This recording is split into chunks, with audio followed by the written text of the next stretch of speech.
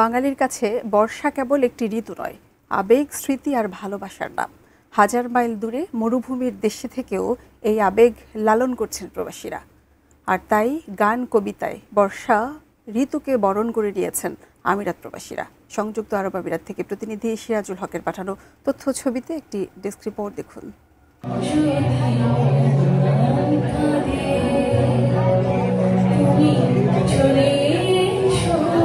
দেশের বর্ষায় যখন প্রকৃতি সজীব, প্রবাসীরা তখন মরুভূমির তীব্র গরম উপেক্ষা করে খুঁজে ফেরেন সেই চিরচেনা বাংলার ছোঁয়া।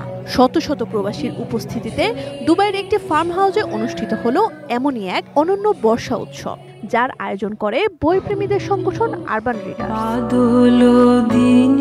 উৎসবে আসা অতিথিরা মেতে উঠেছিলেন কবিতা, গান আর স্মৃতিকথনে। হলুদ শাড়ি আর পাঞ্জাবি যেন সৃষ্টি করেছিল এক টুকরো বাংলাদেশের আবহ।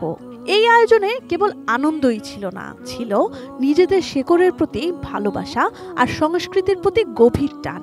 যারা এখানে বাচ্চারা বর্ন এন্ড বট আপ, তারা আমাদের দেশের ঐতিহ্য, কালচারের সাথে এখানে মানে সম্পৃক্ত হতে পারছে, তারা জানতে পারছে আমাদের যে একটা কালচার আছে। মনের মধ্যে যেহেতু বৃষ্টি, মনের মধ্যে যেহেতু আমাদের দেশ, আমাদের অনুভূতি, সেটা আমরা মনে চাইলেই অনুভব করতে পারি।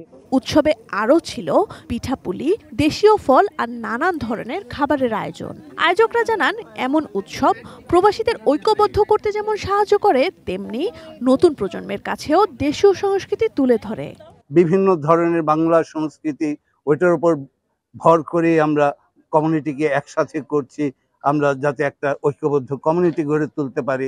সংস্কৃতি আর ঐতিহ্যের এই ধারা বিদেশের মাটিতে ধরে রাখার এমন চেষ্টা সত্যিই প্রশংসার দাবিদার। এভাবেই প্রবাসীরা দেশকে বাঁচিয়ে রাখেন তাদের মননে, তাদের কর্মে। Sanjida Sylvia, desk report, ATN news.